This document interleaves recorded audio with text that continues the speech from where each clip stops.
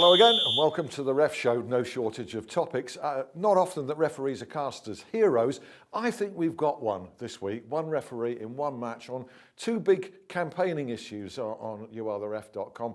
Dangerous challenges, yeah, and our old favourite, grappling in the area. One referee stood tall on those this week. But what on earth, Mark Halsey and Glenn Turner, is handball? Because I don't know what handball is anymore. There's a debate raging over the Manchester City Spurs game. 2-1 to Spurs, big victory there. Not sure you'll get much agreement here in a minute, Alan. Well, listen, he ran the lines for me many times and he was useless, I tell you. He dropped me right in it many times. Now, to be fair, he's a top lino. Well, so much hinged, didn't it, on this handball, alleged handball against Sterling, Raheem Sterling, a crucial. Mark Clattenburg was in the middle. I don't think the match officials at the top level even know what's handball anymore. I don't think there's any clarification coming out from the PGMOL. And, you know, we've seen many instances over the season, handballs given, handballs not given. Yeah, they should go to their meeting at St George's Park and get the clips up on the screen. This is deliberate handball. This incident is not.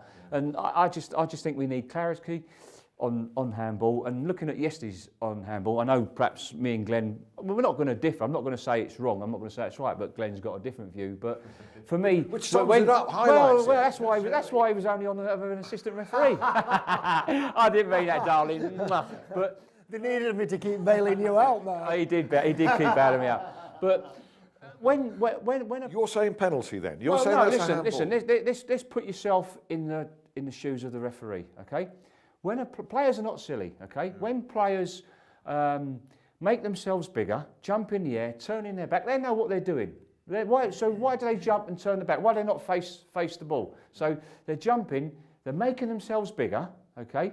So they run the risk. Okay. And it's a big call as well. And listen, we do. Our referees get criticised for not making big calls.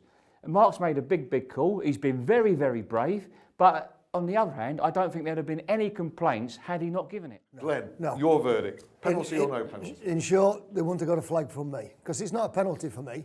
And you've got to make a decision. Are you going to give it? Are you not going to give it? I'm not going to give it. I take everything that Mark says, and I've heard it many times before.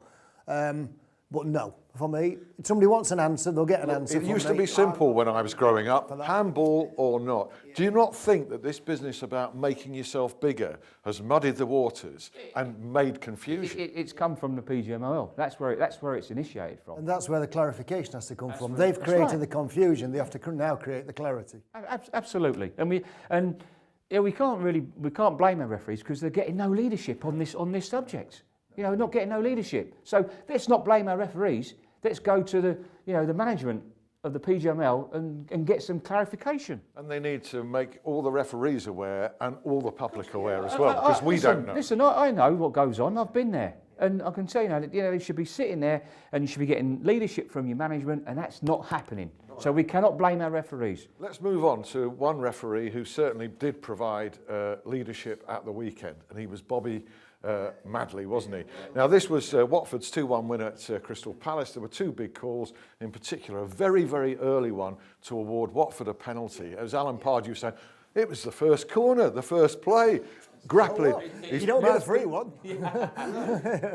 Yeah, great call. I saw this earlier in the season, though, if you remember, and I think it was Martin Atkinson, if I recall. And I was then on ref cam for his next game and said, well done on your previous game, Martin. I now hope you're going to continue with that. And we never did.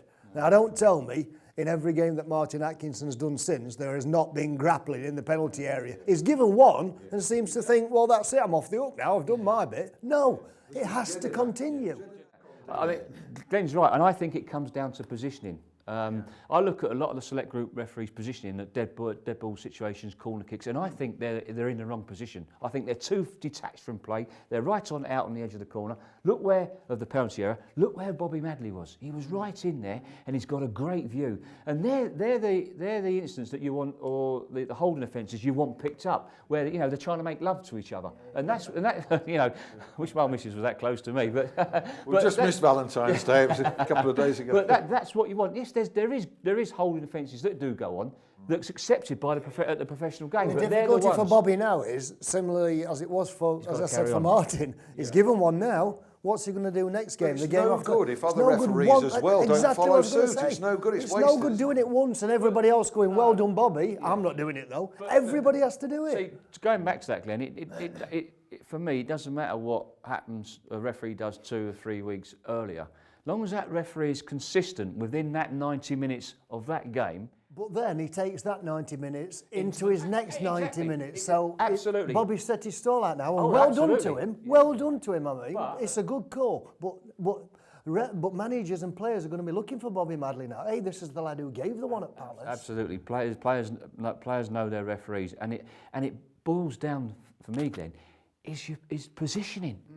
If they get their positioning right, and bravery, that's right, and bravery. But a great call. In order to be effective, there has to be follow through on that. Otherwise, it's a gesture, an empty Look gesture. at Bobby Madley going out and being a maverick and doing it. Mike Dean done it at St James's with Smalling for Newcastle. Brave, excellent decision, brave decision. It's good to see Bobby Madley. You know, just been promoted to the FIFA list as well. Excellent. And no question either. Two-footed challenge from Soiree, red card. Bye. You know, it's great decision. Great. You know, like we said about handball, when you go into challenges like that, you run the risk. You're asking the question of the referee. There was no need to make that challenge, and it always happens. I mean, it was a poor throw from the goalkeeper, but it always happens when there's a loose ball and he's trying to they're stretching for Just the ball. fortunate the kid didn't get badly injured. But well done. I liked the way his body language as well. The card was straight out, and he was just telling the players, Diffused it all very nice into, listen, yeah, red very, card's very out. He's going to be sent off. Calm down. We didn't get this mass confrontation. It was the calmest man around. Well done, Bobby Madley. On the other side of the coin, a dangerous challenge going unpunished was one of perhaps the least of the talking points in Martin Atkinson's game, which was Arsenal's dramatic late victory 2-1 against Leicester. Just clear that one up first of all. Danny Drinkwater should have been sent off. Absolutely. It's a poor challenge. Reckless, excessive force, endangering the player's safety with brutality. Ticked every box. Ticks every box. Martin, he's not, for some reason not. Whether it's, I think it's his position. He's the wrong side. He's not seen it. It should have been a red card. And perhaps what underlines it, makes it worse, is something really dangerous and wrong for the game isn't punished, but a rather trivial thing. Danny Simpson gets 2 yellow cards, and he gets sent off. Relatively on this show. I think you hear me go on week after week. I'm on about managing the game, managing the players, and managing the event. There are instances you can manage, and there's some you cannot. Like the Drinkwater, you cannot manage that challenge. But with Danny Simpson's first yellow card, everybody was on at Martin. Everybody was at him all the time, and that's where because of the first half penalty, and he missed a alleged free kick to Arsenal, and gone down the other end and give a penalty to Leicester. You've got to be mentally strong. You've got to be mentally tough. And that's what it should have been in this case. And for me, it was not a first yellow card. It was a challenge. Was he convinced to give the card by the Arsenal player on the floor? You see, for me, he wants to be dealing with that too. Absolutely. Because he's sat on the floor giving it this one. Absolutely, and that's where we come in and say at that level you've got to be mentally tough, mentally strong. Then, and it's not a first yellow card for me. It's not a first yellow card. He could have managed that incident. And then, obviously, the second one, I mean, he was silly for doing it. He was silly. He's already on the yellow card. But that is a yellow card, without a shadow of a doubt. So some reservations about Martin Atkinson's performance. None, I think, against Michael Oliver. You were at Goodison Park. This was Everton 0, West Brom 1. What do you think? Yeah, I mean, obviously, I was there for a national newspaper as well, doing the assessment. I thought, to be fair, Michael, he done well. He refereed the game well. There was a couple of times in the game in the first half where I felt... we go on about managing the game and the players again, and there was a foul by James Chester, denying a promising attack. Everybody in the ground thought it was a caution, and I was very surprised that he didn't caution James Chester for the challenge. And that was a chance to stamp his authority on that game, because then for the next 10-15 minutes, players thought, well, hang on a minute, we're going to get away with this, and it got a little bit niggly, and then it came back down.